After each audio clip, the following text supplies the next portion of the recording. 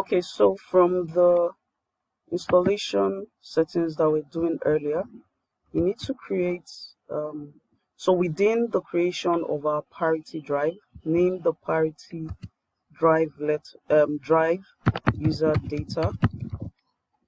The drive letter by default here says E, but if you need to change it to something else, then you select the drop down, but the instruction says leave the drive letter as E, drive E.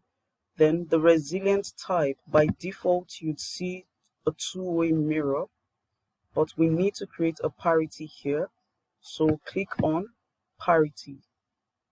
Okay, so once you click on parity, you come to this place and you say the maximum size is, remember we're combining three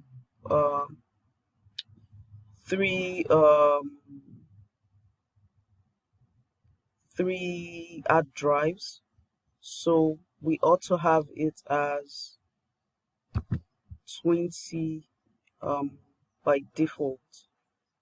So leave it here as 20. It has to be 20. So it's 20 in 3 places. Then create storage.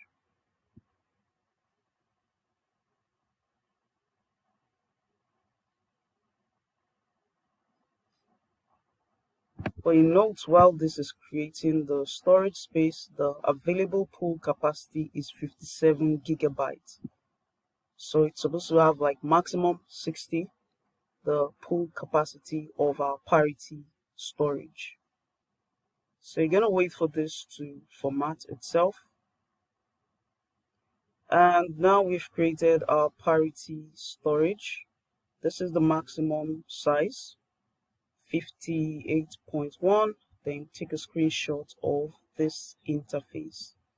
So with this, if you go back to this PC, you'd notice we just have 2 virtual hard disks now. This is our user data that we've created, our parity storage.